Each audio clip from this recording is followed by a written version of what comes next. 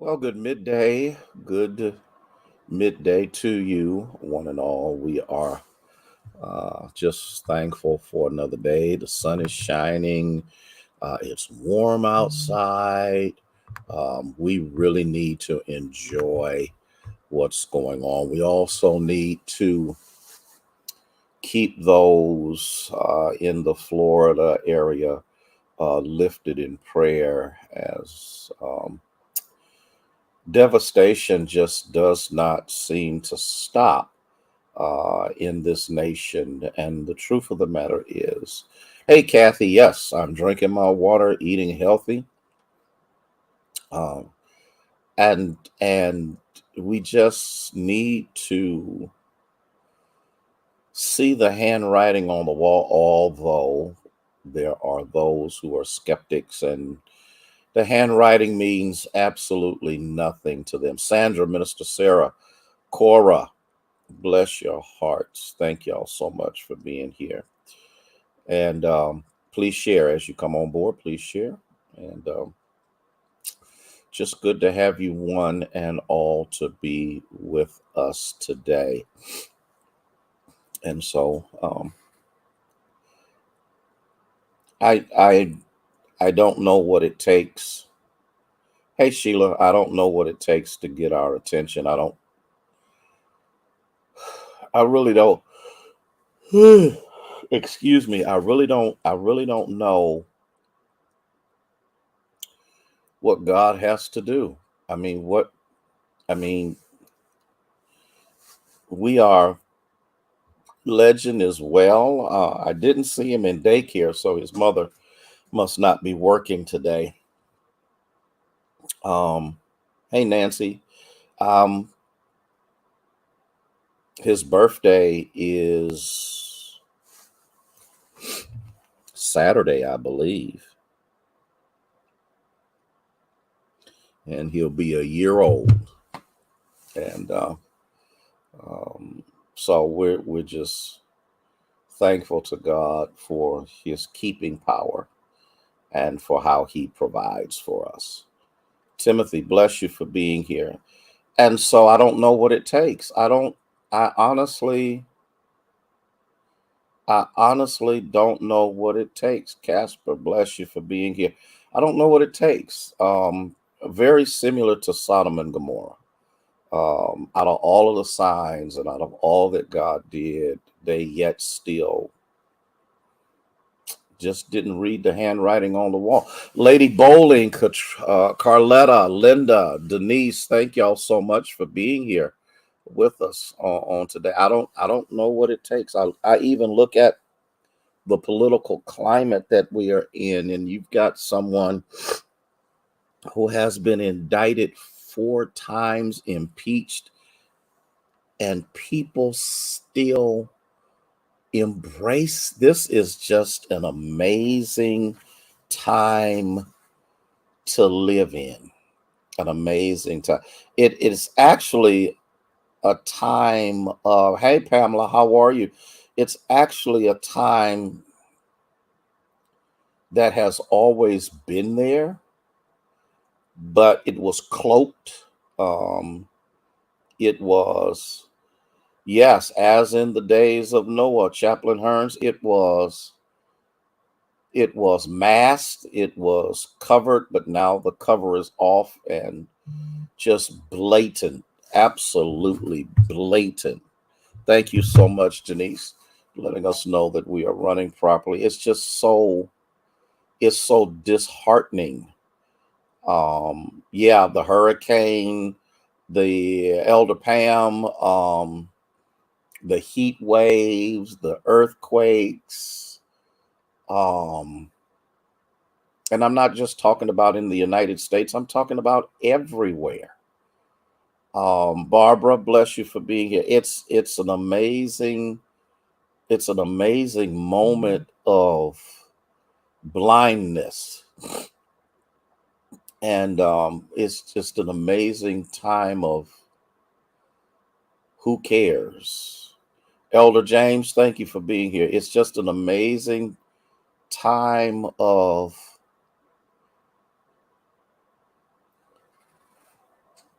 Okay, Sarah. So yeah, I got to check up on my brother too because he lives outside of Orlando, and I saw that his pastor posted that everything is canceled throughout the rest of the week, and whether they will actually be in the sanctuary or not is predicated upon how much damage is done. Bobby McKenzie, bless you for being here.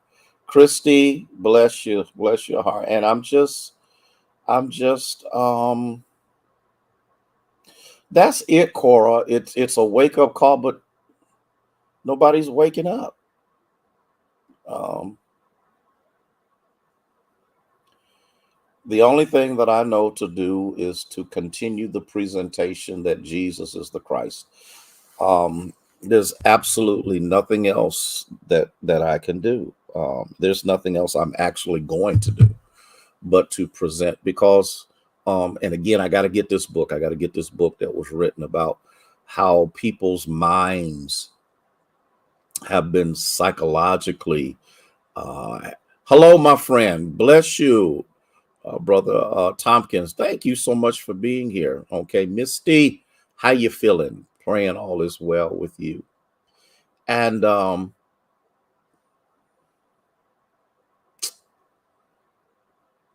it's just disheartening to actually see good people being blindsided by ignorance and then to be raped financially.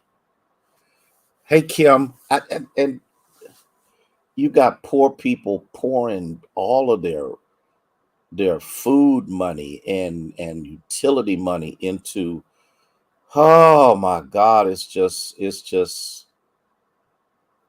but you know what? I will not be weary in well doing, for in due season we shall reap if we don't lose heart. So that's important for us to know. And again, I'm not down and out at all. I'm just bewildered. But then I also recognize, even in my own life, hey Carolyn, how are you? Okay. Um, it took a while for God to get through to me. And it's an amazing thing. When I was looking at what we talked about yesterday, um, and when we looked at this, you also kind of see a parallel of what we're, hey Vernice, what we're going through today in comparison to what Jesus dealt with while he was on earth with his disciples. And I needed to get this out so that you can understand these are not acquaintances of Christ. As a matter of fact, these are not people who are begging him for deliverance and begging him for healing or begging him to do anything for them. Jesus called them. And when he called them, they followed. But hey, Rhonda, bless you, dear. And so the funny thing about it is their followership was blind. I see something that I think maybe we've never really paid any attention to when it comes down to the disciples is because, hey, Ayana, how you doing, dear? Could it be that people are following cultish personalities simply because they believe they're going to get something out of it? Woo, woo. Could it be? Look at the disciples. Everything that the disciples have done up to this part was to shoo people away, push kids away from Jesus, not to be fully empowered by him. The purpose behind them following him had nothing to do with salvation or the kingdom of God, but it had everything to do with them wanting to position themselves in a seat of power. Hear what I said, a seat of power. And here's what many of us need to wake up and to see and to recognize. Hey, LMA, dear, how are you? Is that everything, y'all ready for this? Everything you do on earth is temporal. Nothing you do in your lifetime is permanent. What becomes permanent is the purpose behind what you do. Lord, oh my God. Oh my God. I want you to get this. The disciples have gone through all of this mayhem, all of this madness, all of this thing. And then we get two of them that pull Jesus off to the side. We get James and John. We get these two brothers who say, now we want you to give us what we want. And you know what? And Elder Pam, I've got to go to the Action Board retreat. I'm the speaker at the Action Board retreat. And one of the first things I'm going to start out with is, why are you doing what you do? Think about this.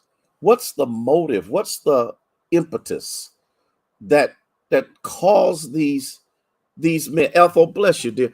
That caused these men to leave everything they had. And listen. Professor John Powell said something, and it sticks with me in everything that I do and say. He says, you never leave a table of power until you have a greater one to go to, or a better one to go to. And so these guys gave up their lucrative business of fishing, the lucrative business of ripping his own people off, tax collecting.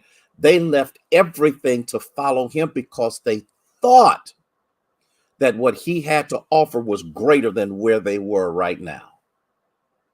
And out of all of the things that he's rebuked them about, out of all of the things that he's told them that they were wrong, out of all of the things that he said are not according to his will, here comes these two brothers, James and John, and they said, this is what we want, and we want you to give it to us. But Jesus is real good at this. He said, now I need to ask you a question. Can you drink the cup that I'm going to drink, and can you be baptized with the baptism that I'm going to be baptized with? Now listen. How many times have we said yes to something that we had no clue what we were really saying yes to? Elder Clay, Jaleesa, think about this. How many times have we looked at something superficially, didn't really comprehend the full extent of what was required of you to perform something, but because it sounded good and it looked good and it looked generous and it looked like it would bring wealth into your life? And yes, I can do this. And then when you get in there,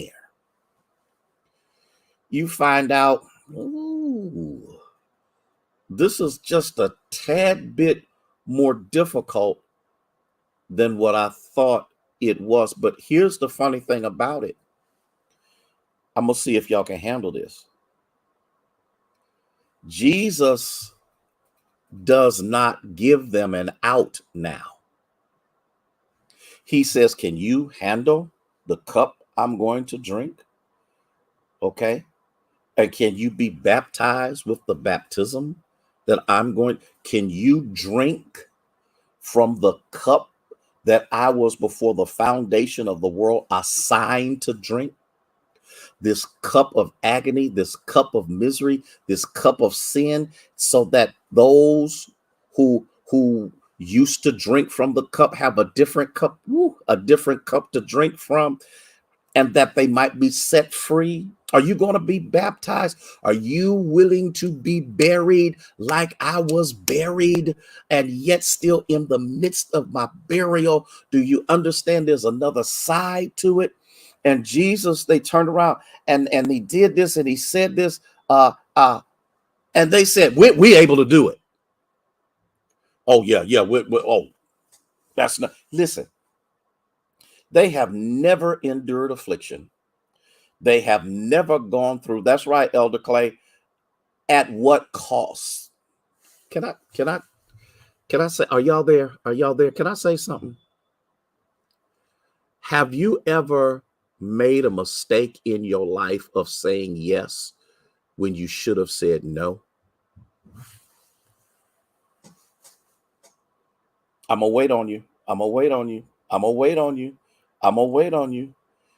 And in the back of your mind, something was saying to you, don't you do that. Don't. You need to stay away from that. But because, thank you, Christy, for being honest. But because, and I'm gonna say it, flesh, misdirected ambition, lust, unsolicited by God desires. Mm, mm, mm, mm. Because we actually thought, y'all ready for this? We actually thought the grass was greener on the other side.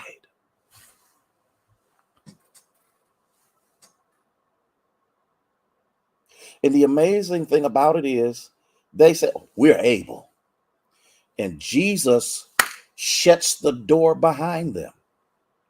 How does he shut the door? He said, okay, you're going to drink from the cup and you're going to get baptized with the same baptism and cup that I have to drink. He says, but to sit on the right,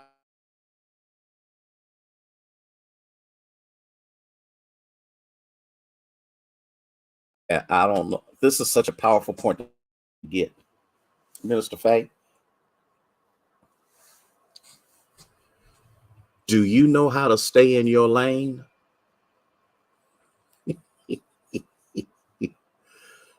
Do you, Victor and Trinette, do you know how to stay? Y'all, this is some powerful stuff. I pray that you're getting this. Jesus understands his purpose. He also understands what's not his purpose. Look at what he says. Now, you can argue Jesus is a part of the Godhead. Father, Son, Holy Spirit, a part of the Godhead.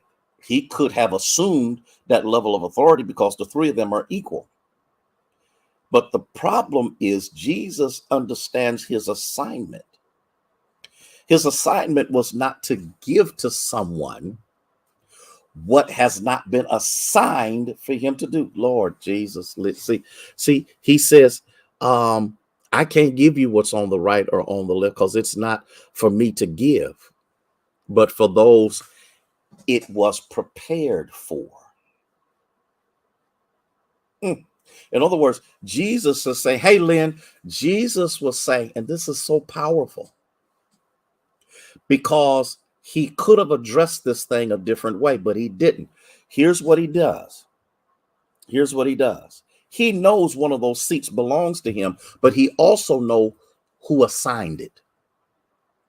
And because he knows who assigned it, he refuses to go over the head of his father because his father is in charge of everything. And in the midst of this, the obedience that Jesus is demonstrating on earth is that which God, his father, needed to take place so that we could be redeemed.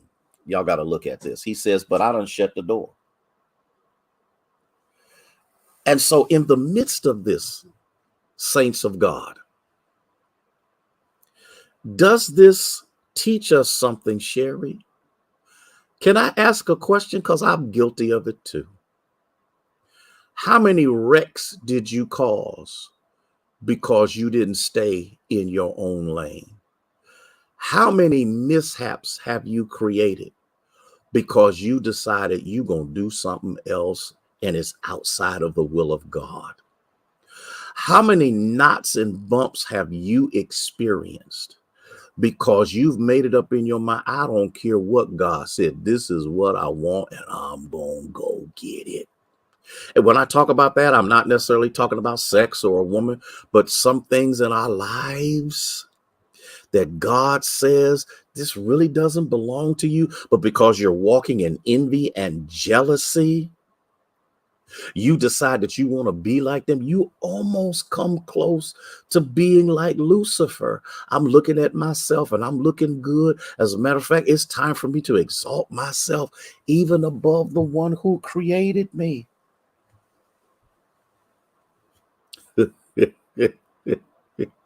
And here these guys who have no clue what ministry is.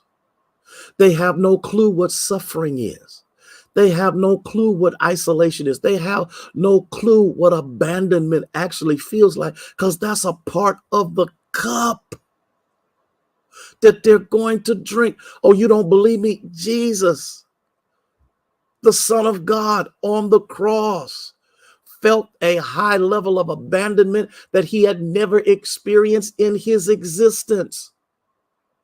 Because of the sins of mankind, past, present, and future, his father turned his face away from him, and Jesus felt the abandonment of his my God, why have you forsaken me? This is the cup that they're going to drink, and they want positions. They want to be recognized. They want to be seen. They want authority. And I'm going to deal with this. I'm going to deal with this tomorrow just a little bit more. If y'all don't mind, tomorrow, I'm going to look at something else, because Jesus, after he grants what they ask for, those two are now going to have to deal with the 10. But then Jesus deals with the 12. Listen, y'all have a blessed day. I pray that this little snapshot was a blessing to you, and that you gained and gleaned a little something, maybe some insight in the text that you've never seen before, because this is really the purpose behind doing so. Just give you a little snapshot and let you take a look at some things. Listen, I love you with the love of Jesus Christ. I appreciate you, and I'm kind of throwing this up here right now. And there were people who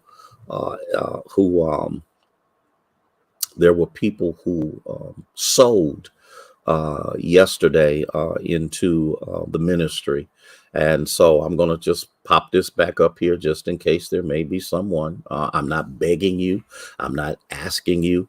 I'm just saying, I just want to make sure that if the Lord leads you, that this level of availability is there for you.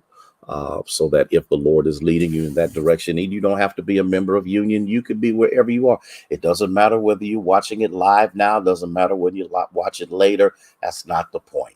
The point is, we have found out that there are those who are investing in this snapshot moment. And so I want you to know that I appreciate your financial support, your financial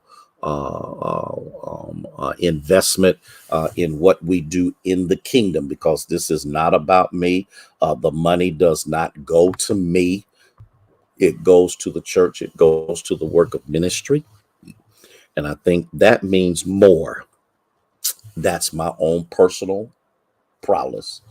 That means more to me than anything else. Listen, love y'all. See y'all at noon tomorrow.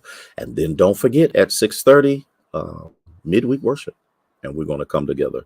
Let's see what God has to say. May God bless you.